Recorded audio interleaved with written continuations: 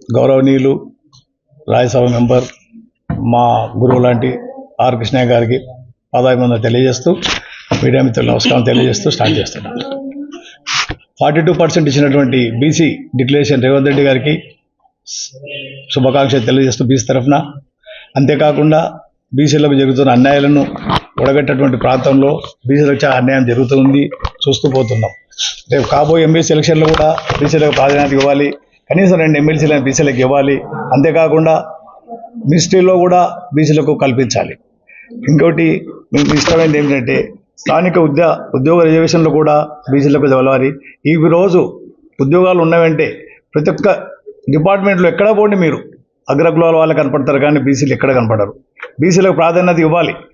బీసీలకు ప్రాధాన్యత ఇస్తే అంటే బీసీ హాస్టల్ నెలకొల్పాలి, ప్రభుత్వ భూములు అమ్మకుండా బీసీ హాస్టల్ నిర్మించాలి, గురుకుల పాఠశాలలు నిర్మించాలి. ఎన్నెన్నో కలెక్టరేట్లు కడుతున్నారు, కలెక్టర్ ఆఫీసులు కడుతున్నారు, డిఓ ఆఫీసులు, ఎస్పీ ఆఫీసులు కడుతున్నారు. కానీ బీసీలకు మాత్రం ఒక బిల్డింగ్ కడతలేరు, గురుకుల పాఠశాల ఒక బిల్డింగ్ కడతలేరు. ఉన్న ల్యాండ్స్ అన్ని కులాల వారికి ఇచ్చేస్తున్నారు, మంచిదే అది. కానీ బీసీలకు కూడా భూములు కేటాయించాలి.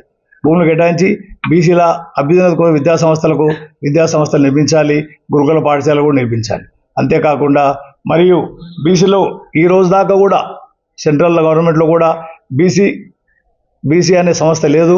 బీసీల కొరకు 47% ఇస్తాను అగ్రి అయినరు. బీసీల మంత్రిత్వ శాఖ కూడా ఏర్పాటు చేయడానికి మన ఆర్ కృష్ణ గారు ఎంతో కష్టపడుతున్నారు. సాధిస్తారు కూడా, దాన్ని సాధించి తీరుతారు, మాకు నమ్మకం ఉంది. బీసీల గురించి ఆయన 47 సంవత్సరాలుగా పోరాటం చేస్తూనే ఉన్నారు. ఆ పోరాటం ఇంకా సాగుతూనే ఉంది. అది 40 మినిస్ట్రీ అయ్యే వరకు అవుతుంది. 290 మంది ఎంపీలు ఉన్న ఒక్కనాడు ఒక ఎంపీ కూడా పార్లమెంట్లో మాట్లాడలేదు. ఈరోజు మన ఆర్ కృష్ణ గారు వచ్చిన తర్వాతనే అందరు జత కలుపుకొని మాట్లాడుతున్నారు.